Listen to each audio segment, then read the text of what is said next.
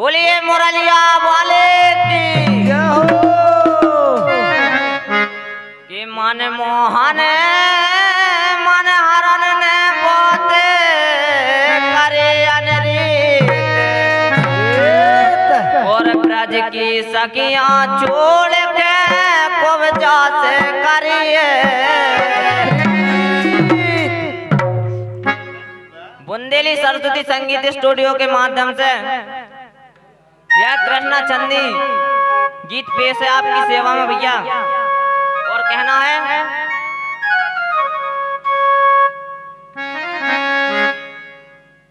अरे प्रीत तो करिए अपनो जान के सुन मोहन प्यारे, प्रीत तो करिए अपनो जान के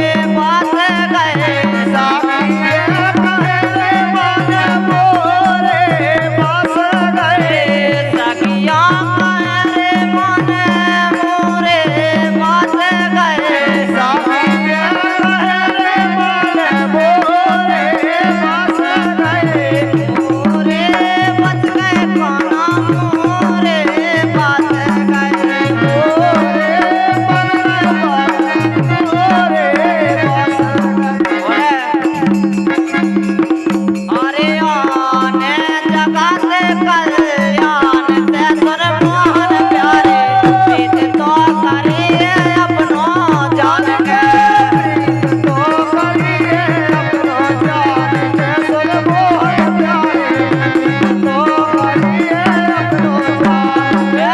प्रीत तो करिए अपनो जान के सुन मोहन प्यारे प्रीत तो करिए अपनो जान के प्रीत तो करिए अपनो जान के सुन मोहन प्यारे प्रीत तो करिए अपनो जान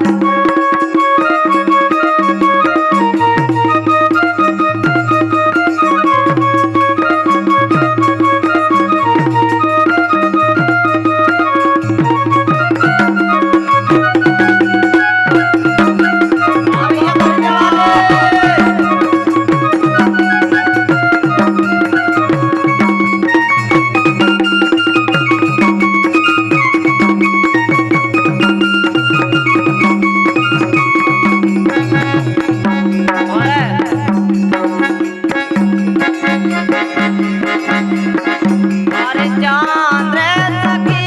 मोहन से मिलवे याद सकी रे मोहन से मिलवे चांद सखी मोहन से मिलवे याद सकी रे मोहन से मिलवे मोहन से मिलवे मोहन से मिलवे मोहन से मिलवे मोहन से मिलवे भैया मारे ने ना लगे प्यारे प्रीत तो करे अपनो जान के तो करिए अपनो जान के सुन मोहन प्यारे तो करिए अपनो जान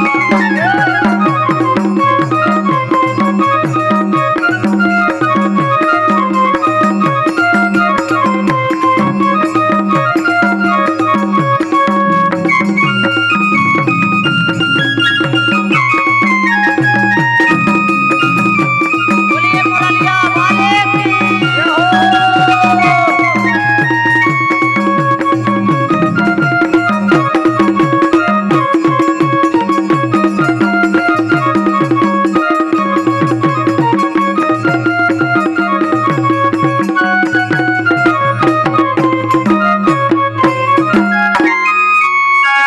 बोलिए मुरलिया वाले की जय